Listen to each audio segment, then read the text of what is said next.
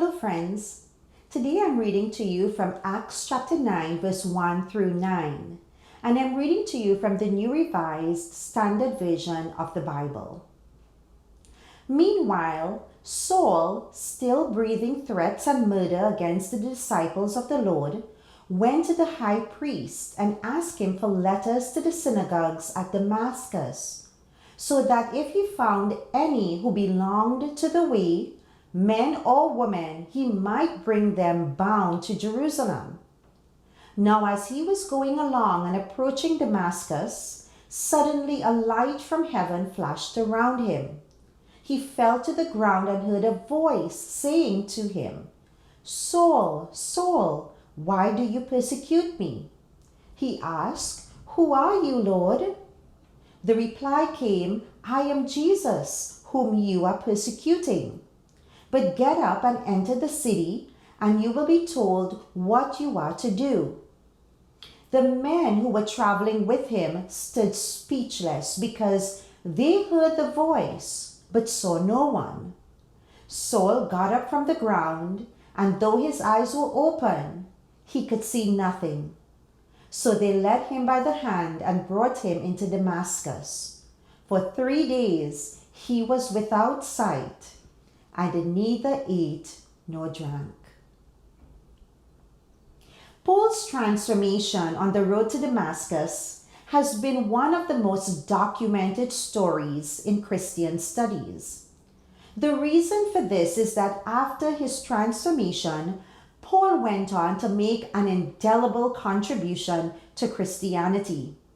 A lot of the doctrines or teachings and practices of the Christian church today have been influenced by Paul's writings. It all started with this story in Acts chapter 9. According to the text, on his way to persecute non-followers of the Jewish law, Paul has a terrifying experience. A light from heaven flashed and he fell to the ground. And then a voice started speaking to him. The voice identified himself as Jesus, asking, "Why do you persecute me?" Then he was told to get up and go to the city. At this point, his eyes were open, but Paul couldn't see. If you continue reading on in Acts chapter 9, you would see that Paul's sight was restored after he meets a man named Ananias. This was the beginning of Paul's transformation. Notice I'm using the word transformation to describe what happened to Paul and not the word conversion. The reason for this is that the word conversion is not used in Acts chapter 9, verse 1 through 9. It is not used by the author of Acts. When the English Bible was compiled, chapters, verses, and headings were added so that the reader could follow along more easily. So the heading, Paul's conversion, was added, but that didn't come from the author of Acts. So let's get back to Paul. Who was Paul before this transformation takes place? We know that Paul's name was originally Saul, that he was probably born around 4 BCE in Tarsus in Cilicia, a town north of Jerusalem. He was educated in the Jewish law and was a Pharisee, someone who taught the law. His zeal for the Jewish law led him to become a persecutor of those who didn't follow the law at that time.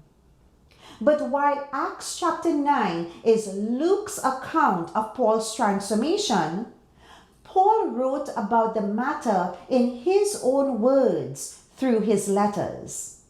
He says in 1 Corinthians chapter 15 verse 9, "For I am the least of the apostles, unfit to be called an apostle, because I persecuted the church of God." Then in Galatians chapter 1 verse 13 through 16, he says, "You have heard, no doubt, of my earlier life in Judaism. I was violently persecuting the Church of God and was trying to destroy it. I advanced in Jerusalem beyond many among my people of the same age, for I was far more zealous for the traditions of my ancestors. But when God, who had set me apart before I was born, called me through his grace, was pleased to reveal his Son to me, so that I might proclaim him among the Gentiles, I did not confer with any human being. After his transformation on the road to Damascus, Paul became a leader, preacher, teacher, missionary, and pastor in the first century church. He authored almost 14 of the 27 books of the New Testament, penning some of the most beautiful words about faith, Christian responsibility, marriage, church life, and many other topics. But many Christians read Paul's transformation in an over-spiritualized way, to the point that they make it seem like after his Damascus Road experience, everything was a-okay with Paul. But nothing could be further from the truth. In 2 Corinthians chapter 12, verse 7, he says, "A thorn was given me in the flesh." Could this have been a recurring health issue that caused him pain? Then there were times when he was beaten and thrown into jail for preaching and teaching about Jesus. Even in jail, he continued writing to churches to offer encouragement, hope, and instruction to followers of Christ. Then there were times when he remembered his past. There were times that people would say, "Wasn't this the man who was persecuting and responsible for killing Christians?" You see, Paul was trying to do something new, according to how he understood his purpose. He was a first century Jewish man who was trying to navigate his way in new waters. He never tried to destroy Judaism. It was always foundational in his teachings. But he was shaping new ways of thinking and new ways of being a child of God. Paul's life and journey calls us to self-examination, to ask, how has God called us into new ways of thinking and being God's children? We've all got a past and regrets and guilt, things we wish we can go back in time and undo.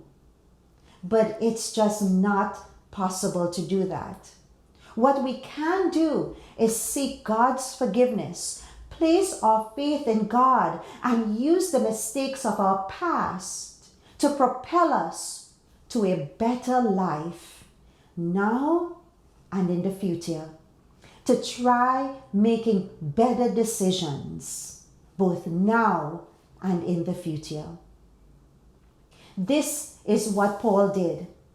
After his transformation, he turned a new page. He started new and fresh.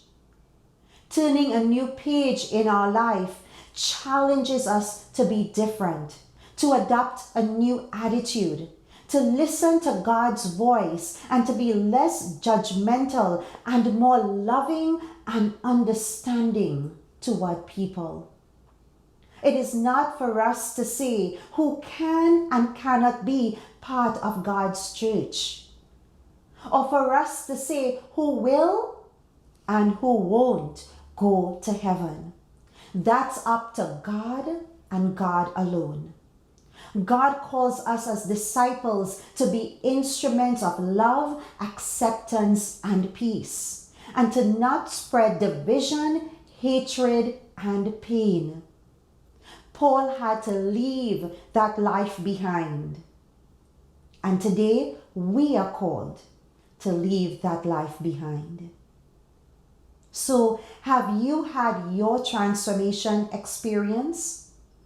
Was there one incident or moment in your life when God spoke to you and transformed your life? Or have you begun your journey and you're still striving to reach that moment of transformation?